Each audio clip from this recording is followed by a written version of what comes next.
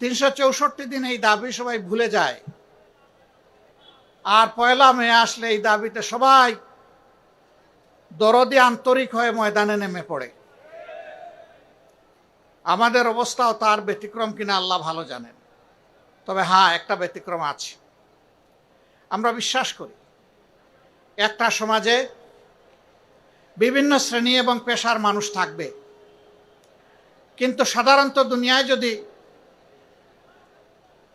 প্রাপ্তবয়স্ক জনসংখ্যা হিসাব করা হয় তাহলে প্রত্যেকটি সমাজেই অন্যান্য সকল পেশার চাইতে শ্রমিকদের সংখ্যা হবে নিঃসন্দেহে বেশি। এই বৃহত্তর জনগোষ্ঠীর প্রয়োজন এবং মর্যাদাকে উপেক্ষা করে একটা সমাজ কখনো টেকসই হতে পারে না, সত্যিকারের উন্নয়ন আসতে পারে না। দুনিয়ার বিভিন্ন প্রান্তে যারা নিজেদেরকে বামপন্থী বলে দাবি করেন তারা শ্রমিকদের অধিকার নিয়ে বেশি সংগ্রাম করেন। বাংলাদেশ, তার আগে পাকিস্তান, এইটা তার কোনো ব্যতিক্রম নয়, ধারাবাহিকভাবে চলে আসছে। আমরা কি দেখি, যখনই কোনো ইস্যু আছে এই সমস্ত নেতা নেত্রীরা সামনে এসে দাঁড়ায় যায়, তারপরে এখানে আন্দোলন দানা বেঁধে উঠে, মাঠ গরম হয়, কিছু মানুষের জীবন যায়, কিছু মানুষ আহত হয়, কিছু মানুষের চাকরি যায়, কিন্তু নেতা নেত্রীরা রাতের আধারে তাদের ভাগটা পেয়ে যায়। তাদের ভাগ পেয়ে তারা সন্তুষ্ট হয়ে যায়, তখন গড়ে ওঠা আন্দোলনকে তারা ব্ল্যাকমেইলিং করে। এইভাবে যুগ যুগ ধরে নেতা নেত্রীর কপালের পরিবর্তন হলেও সাধারণ শ্রমিকদের ভাগ্যের কোনো পরিবর্তন হয়নি। তারা আবার শ্রেণী সংগ্রামের আওয়াজ তোলেন।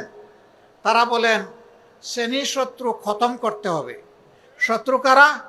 শত্রু হচ্ছে মালিক পক্ষ। আচ্ছা, মালিকও যদি না থাকে তাইলে শ্রমিকটা কাজ করবে কোথায়? আমরা ওই খতমের রাজনীতিতে বিশ্বাসী না। আমরা পারস্পরিক শ্রদ্ধা, মর্যাদা, ভালোবাসার রাজনীতিতে বিশ্বাসী।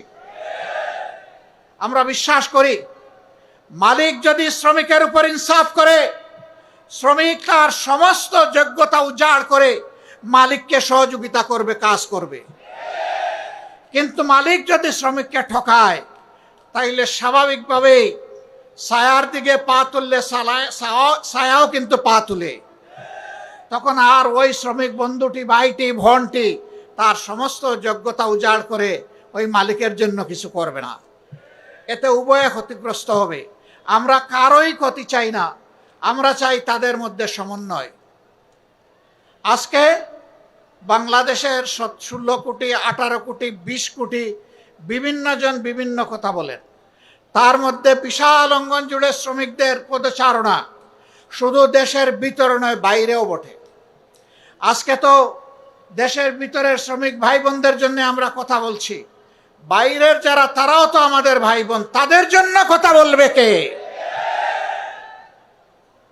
সামান্য রুটি রুজির আশায়, একটু আশ্রয়ের আশায়, একটু ভাগ্য পরিবর্তনের আশায় এরা জীবনের ঝুঁকি নিয়ে সমুদ্রে নৌকার উপর চড়ে বসে। তারপরে কোনো একটা ঢেউ এসে তাদেরকে সমুদ্রের পেটে হজম করে ফেলে। আর কেউ ভাগ্যবশত চলতে চলতে, দুলতে দুলতে কোনো সুরত যেখানে গিয়ে পৌঁছতে চায় সেই বন্দরে ভিড়ে। ওখানে ভিড়ার পর কারো জায়গা হয় কারাগারে, আর কারো জায়গা হয় বনে জঙ্গলে। তারপরে আস্তে আস্তে আস্তে পথ খুঁজে নেয়।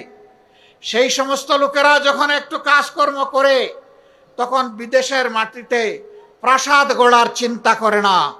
তাদের অর্জিত সমস্ত সম্পদ প্রিয় দেশে আপনজনের জন্য, দেশের জন্য পাঠিয়ে দেয়। হ্যাঁ, বৈধ পথে অনেক শ্রমিক যান, তারা যাওয়ার পথেই দালালদের খপ্পরে পড়েন, সিন্ডিকেটের খপ্পরে পড়েন। যে টাকা দিয়ে পাশের দেশের দেশসমূহের লোকেরা যায় তার চাইতে 3 গুণ 4 গুণ ওই দালালদেরকে দিয়ে তাদেরকে বিদেশে যেতে হয়। তখন তারা সেই টাকাটাও পুষাতে পারে না, তাদেরকে মানবেতর জীবনযাপন করতে হয়। 2-4টা দেশে যাওয়ার সুযোগ হয়েছে, দেখার সুযোগ হয়েছে। তারা 3টা শিফটে একটা সিট ভাগাভাগি করে ঘুমায়। সেই সিটের প্রস্থ হচ্ছে 2.5 হাত। একজন ঘুমাইলে ওখানে আর আরেকজন ঘুমাতে পারবে না। একজনের ঘুম না ভাগলে আরেকজনকে অপেক্ষা করতে হবে দাঁড়িয়ে দাঁড়িয়ে। তাদের মুখের গ্রাস তারা স্যাক্রিফাইস করে দেশে টাকা পাঠায়। আমরা খুব সুন্দর করে বলি তারা রিমিটেন্স যোদ্ধা, কিন্তু এই যোদ্ধাদেরকে আমরা মর্যাদা দেই না। তারা যখন পাসপোর্ট রিনিউ করতে যায়, ঘাটে ঘাটে দালালের খপ্পরে পড়ে বিড়ম্বিত হয়ে তারা কষ্ট পায়।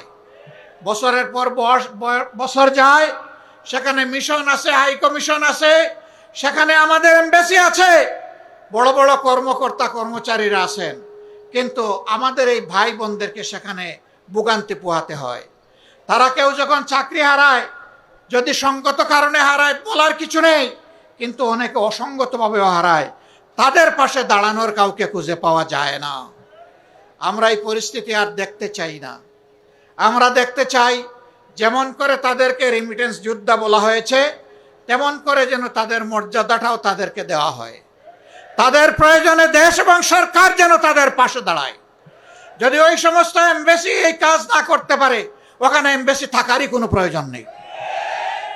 এমবাসি কার জন্যে? এমবাসির কিছু কর্মকর্তা কর্মচারীকে লালন পোষণ করার জন্য নয়। এমবাসি ওখানে দেওয়া হয়েছে দেশের জনগণের স্বার্থকে সেখানে রক্ষা করার জন্য। বাংলাদেশের সংসদীয় রাজনীতির সংসদ হবে সবকিছুর কেন্দ্রবিন্দু।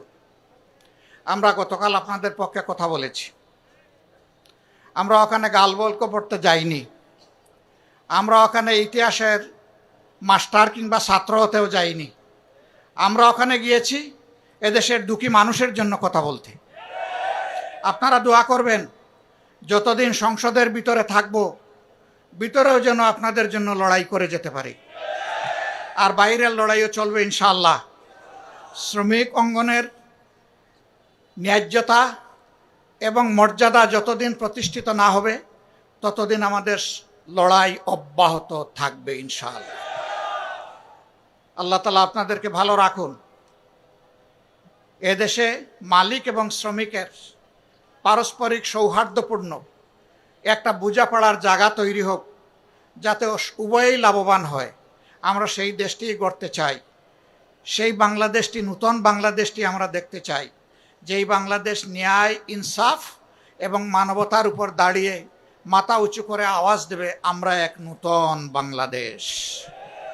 সবাইকে অসংখ্য শুকরিয়া, ধন্যবাদ। আসসালামু আলাইকুম ওয়া রাহমাতুল্লাহ।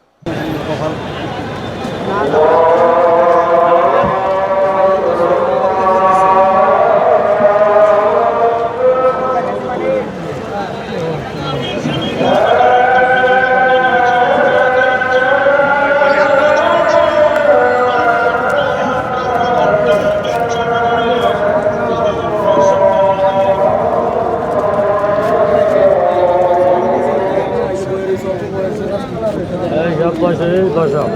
সম্মানিত বন্ধুগণ,